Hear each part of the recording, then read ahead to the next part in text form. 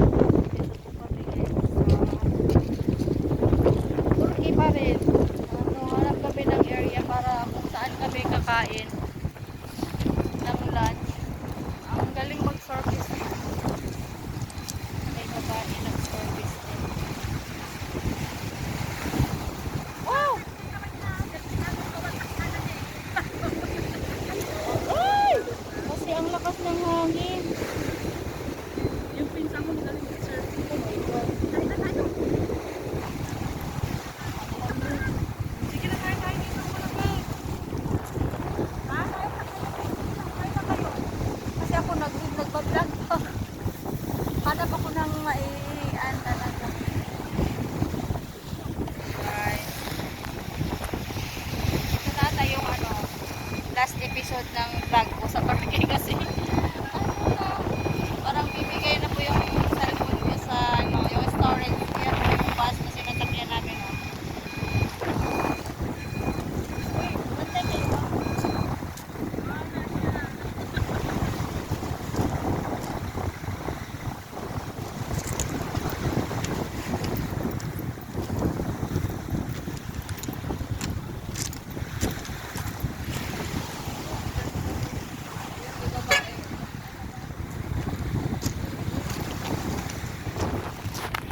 Saan ba dati ah?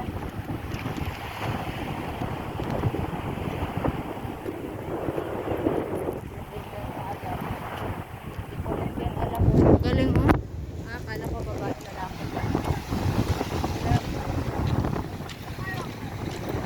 Alamig!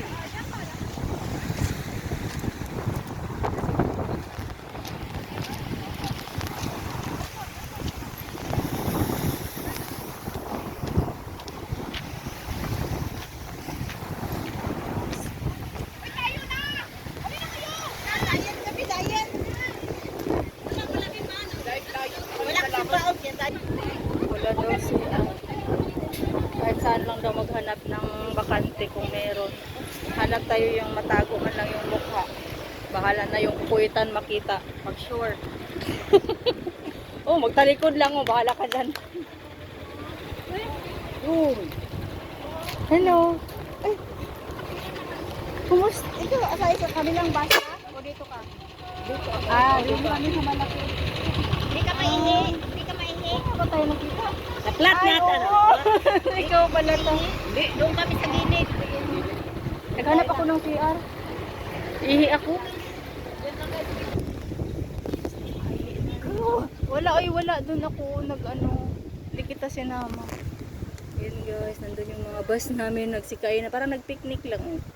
Nagsikainan din kain kasi may mga tayo baon. Oh, ano ba?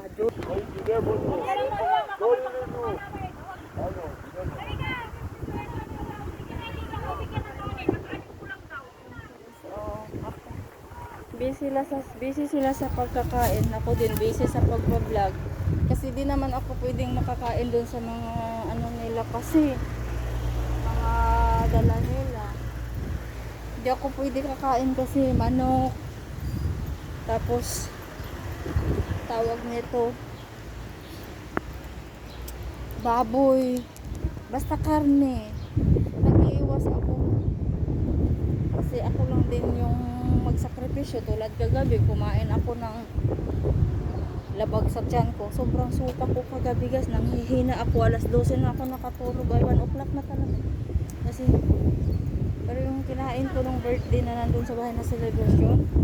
Parang nandito lang sa bandang dibdib ko. Hindi napunta sa tiyan ko.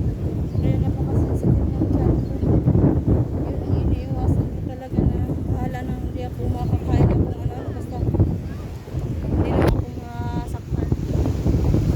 Ang galing.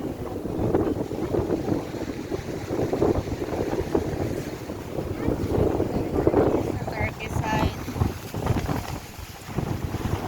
Ayan, shoutout. Shoutout sa Lalabs Direct Ramat na